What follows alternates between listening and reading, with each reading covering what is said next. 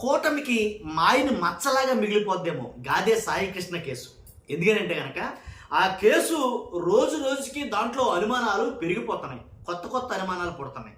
కానీ గాదే సాయి కృష్ణ కేసుని ఏదైతే వైఎస్ఆర్సీపీ బయటకు వచ్చి భుజాన వేసుకోకపోతే కనుక అసలు గాదే సాయి కృష్ణ అనే ఒక పేరు గల వ్యక్తి ఉండేవాడో లేదో కూడా తెలియదు ఎవరికి. అలా అయిపోరేమో అని అనిపిస్తుంది చూస్తున్న పరిణామాలు చూస్తే కనుక.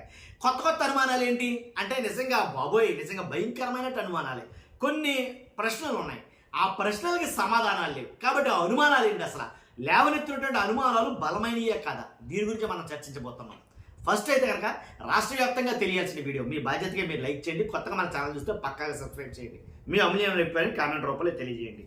మే 23వ తేదీన బస్టాండ్కు రెండు మృతదేహాలు వచ్చాయి. వాస్తవంగా బస్టాండ్లో మృతదేహం అన్నారు ముందు స్టార్టింగ్లో, తర్వాత కాదు ఇప్పుడు 2 మృతదేహాలు అన్నారు బస్టాండ్లో. మే 23వ తేదీన అనాథ శవం ఒకటే వచ్చిందన్నారు. కానీ అనాథ శవాలుగా మున్సిపాలిటీకి కృష్ణలంక పోలీసులే లేఖ రాశారు. ఒక లేఖ, అనాథ శవాలు ఉన్నాయి అక్కడ, తీసుకెళ్లి వాటిని దహనపరచండి అని చెప్పి శ్మశానాన్ని తరలించి దహనం చేయాలని పోలీసులు చెప్పడంతో వాళ్ళు తీసుకెళ్ళడం అయితే జరిగింది. మే 23వ తేదీన ఒక మృతదేహం మాత్రమే వచ్చిందంటున్న సిబ్బంది. అసలు 2 ఉంటే మే 23వ తారీఖున ఒకటే వచ్చింది అంటున్నారు. మరి మరో మృతదేహం పరిస్థితి ఏంటి అంటే కనుక మరో మృతదేహం పేరు ఎందుకు నమోదు చేయలేదని చాలా ప్రశ్నలు అయితే లేవనెత్తుతున్నారు. ఎందుకని ఇంకో మృతదేహం పేరు ఎందుకు నమోదు చేయలేదు? తర్వాత 23న డెడ్ బాడీ తరలించినట్లు పేర్కొన్న లెటర్ ఏదైతే ఉందో ఆ లెటర్ పైన 24వ తేదీ స్టాంప్ వేశారు. అర్థమైందా మీకు? 23వ తేదీన డెడ్ బాడీ తరలించడం పేర్కొన్న లెటర్లో 24వ తేదీన స్టాంప్ వేశారు. ఆ రాసిన లేఖలో కూడా వయసు అనే ఆప్షన్ ఉండదు చూశారు, ఆ ఆప్షన్ కాడ కొట్టివేతలు కనబడ్డాయి. ఆ వయసు అనే ఆప్షన్ కాడ దాన్ని బట్టి ఇంకా అనుమానం ఎక్కువైంది. ఎందుకంటే తీసుకెళ్ళింది ఏంటంటే కనుక 50 సంవత్సరాలు 55 సంవత్సరాలు 40 సంవత్సరాలు అని అంటున్నారు. ఇక్కడ సాయి కృష్ణ ఎవరైతే ఉన్నారో అతనైతే వయసు తెలిసిందే మాకు, యువకుడు. కాబట్టి అక్కడ వేసిన వయసు వేరు. మరి కొట్టివేతలుంటే మరి అనుమానం పడాలా వద్దా? కాబట్టి అదొక అనుమానం.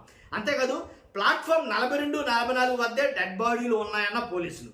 రాత్రి 8 గంటలకు 2 మృతదేహాలు వచ్చినట్లు నిబంధనలకు వ్యతిరేకంగా అనుమతించిన స్వర్గపురి సిబ్బంది ఎవరైతే ఉన్నారో 8 గంటలు దాటిన తర్వాత పోలీసుల ఒత్తిడితోనే మేము మృతదేహాన్ని ఖననం చేసాం టైం వచ్చినా ఎలా వచ్చినా ఏమొచ్చినా మొత్తానికి మాకు ఒత్తిడి అయితే అనిపించింది. పోలీసులు మమ్మల్ని ఒత్తిడి చేశారు, దహనం చేసేయండి అని. కాబట్టి వాళ్ళ ఒత్తిడి మేరకే మేము చేశామని సిబ్బంది తెలియపరిచారంట. సిట్ వేశారు కదా, ఆ సిట్లో చాలా మంది తెలుస్తున్నాయి. రాత్రి 2 మృతదేహాలు వస్తే ఒకటే ఎందుకు నమోదు చేశారు మీరు అన్న ప్రశ్నకి సమాధానమే లేదు. 2 మృతదేహాలు వచ్చాయి వాస్తవంగా, మరి ఒకటే ఎందుకు నమోదు చేశారు? 2ది కూడా నమోదు చేయాలి కదా, లేదు, నో ఆన్సర్. కోర్టు ఆదేశం వాస్తవంగా అయితే కనుక ఇంకొన్ని ఏంటంటే ఏదైతే ఇటీవల కోర్టు కొన్ని ఆదేశాలు జారీ చేసింది. ఏమని? ఏదైతే CC footage Krishnalanka police station ఉందో ఆ పోలీస్ స్టేషన్లో సీసీ ఫుటేజ్ ఉంటుంది కదా, ఆ సీసీ ఫుటేజ్ 1 నెల రోజులు సరిపాటుగా ఏదైతే సీసీ ఫుటేజ్ ఖచ్చితంగా దాన్ని భద్రపరచాలి, దాన్ని జాగ్రత్తపరచాలి అనేది కోర్టు చెప్పింది. నెల రోజుల్లో కేవలం ఇప్పుడు చూస్తే 2 రోజుల్లో ఉందంట సీసీ ఫుటేజ్. మరి ఈ సిఐ నాగరాజు గారు డిలీట్ చేశారా లేకపోతే ఎవరు డిలీట్ చేశారనేది తేలాలి. వాస్తవంగా నెల రోజులు ఫుటేజ్ ఉండాల్సింది 2 రోజులే ఉండమేంటి?